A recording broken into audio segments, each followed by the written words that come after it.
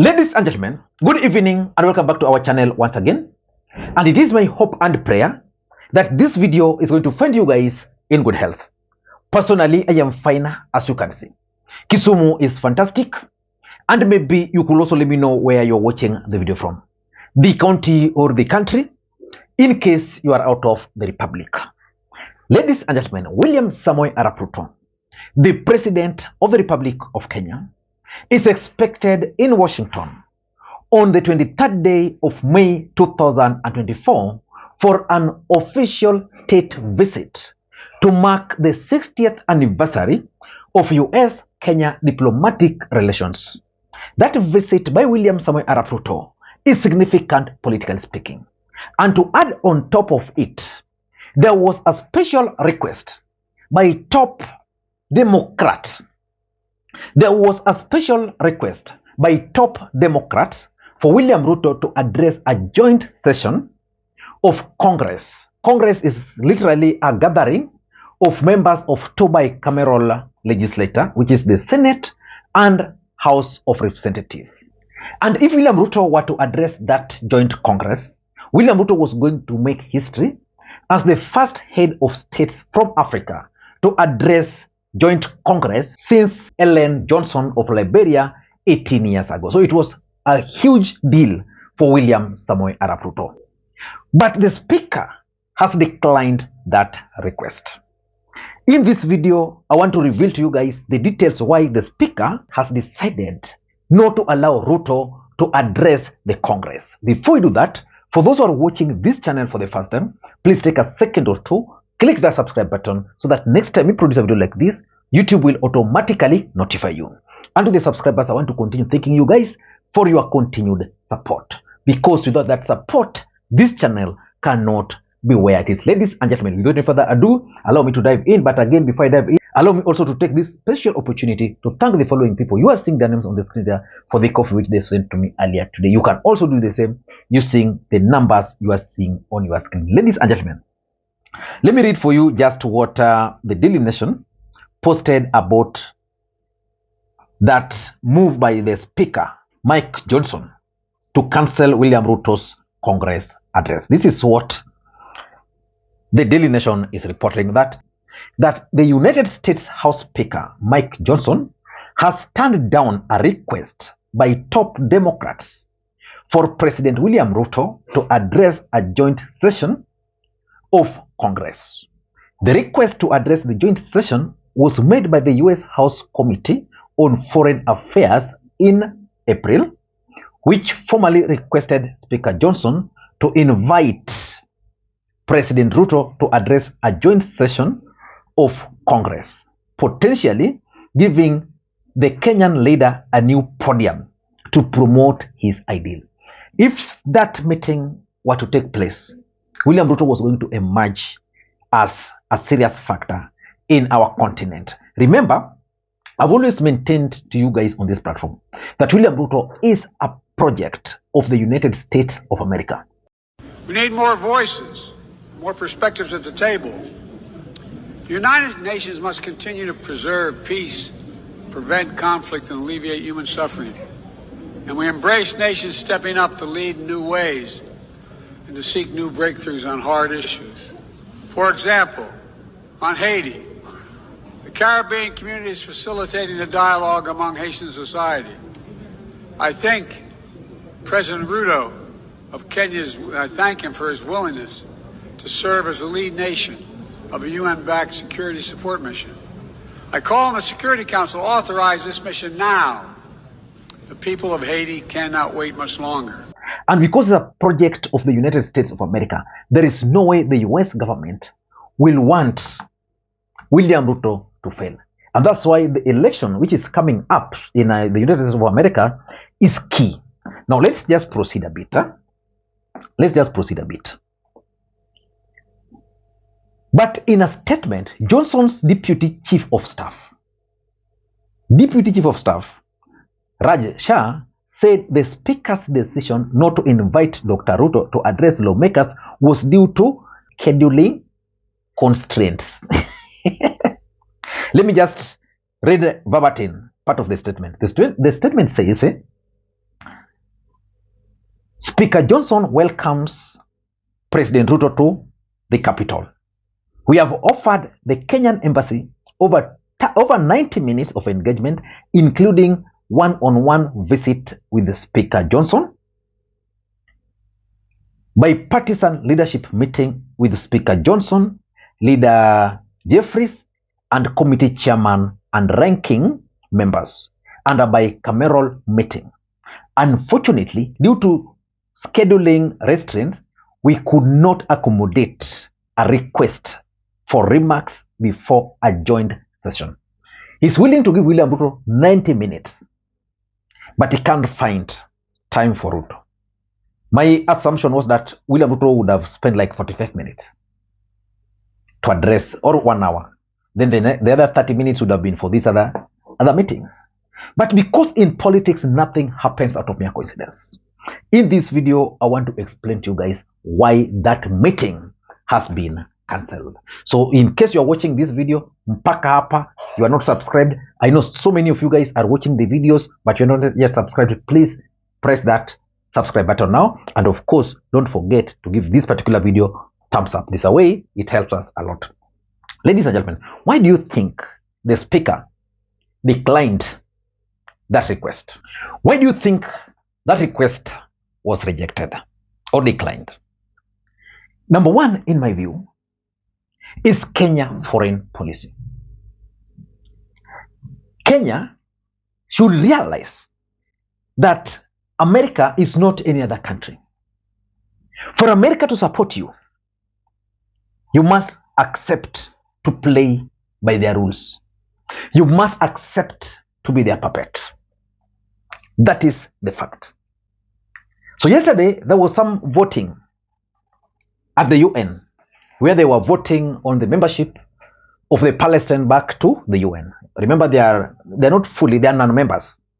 So yesterday, there was that voting to accept Palestine into the UN. So states voted. States voted. 143 countries voted yes. 9 countries voted no. 25 countries abstained. Now, here is where the catch is.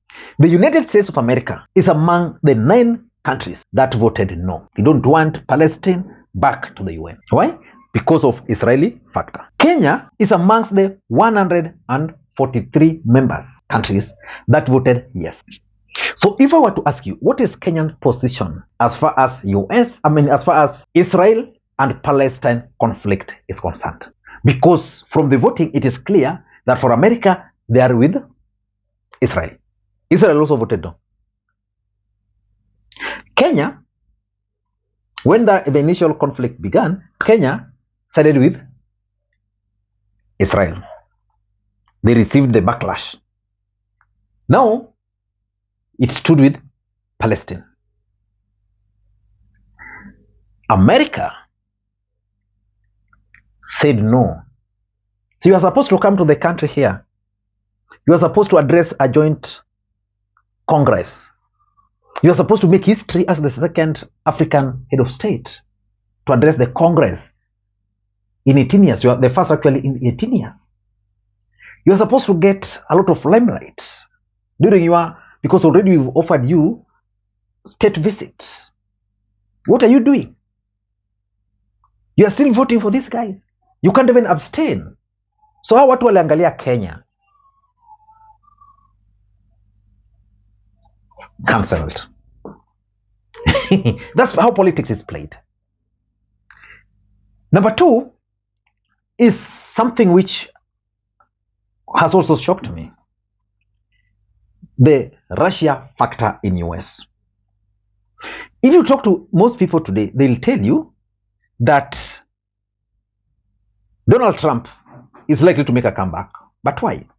Let me just read for you some 2 interesting tweets which I came across. Very interesting tweets. Let me just get them for you. I saved them somewhere here. Some very 2 interesting tweets. Now, the first tweet is by Rep. Barbara Lee. This is one of the members who are supposed to sit and listen to William Ruto. And therefore, whatever he posted is significant. This is what he's posting. Disgraceful. No, this is what Barbara Lee posted. Disgraceful.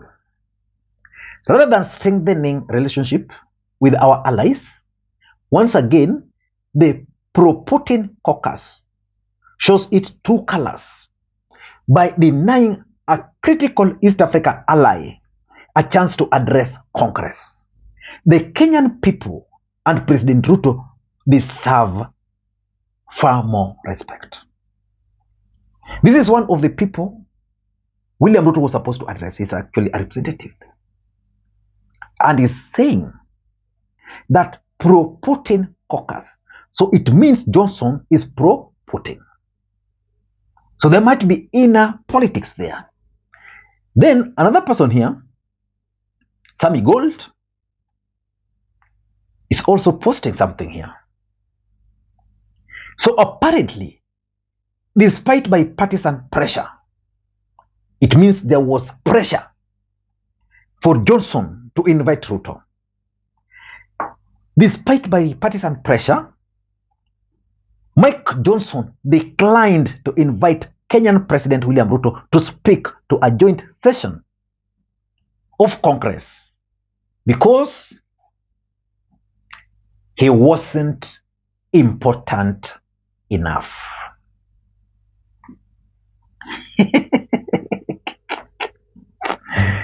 And just like that, William Ruto will not have the opportunity to address that important event. Number 3 is also the US election. You can't rule out that. The US are going for an election in November. That election is pitting the Republicans through Donald Trump and the Democrats through Joe Biden. In my own understanding, if you put your ears on the ground, Donald Trump might actually pull a surprise. And you know how US politics is. Ruto is pro-Democrat. It's viewed like that. In fact, that's why most Kenyans, those who are anti-Ruto, are hoping and praying that Trump first, so that Ruto will have a different environment in 2027. And lastly, and this is also very important, I'm also convinced that this meeting has also been cancelled, partly as a result of pressure from Kenya. There's a group in Kenya here called civil society. William Ruto and his team call them evil society. They can pile serious pressure. And I'm hoping that they didn't. But they can pile serious pressure on the speaker not to allow Ruto that platform. They can pile pressure even on the President of the United States of America. But because America has interest in Kenya and they have interest in Ruto, there is no way they can stop Ruto from going to the US. So the speaker watched, because probably now the civil society were able to reach out to to other stakeholders in the US, the right people. Because remember, the narrative about Kenya has always been from Meg Whitman, who is feeding the White House. Now we are talking of a different person, Congress, now receiving details about William Ruto's stand on corruption, the current situation in Kenya, all those other things. So no way Ruto is coming. I don't know what to think. That's my take. Until next time, this is Lee Makwiny. Bye-bye.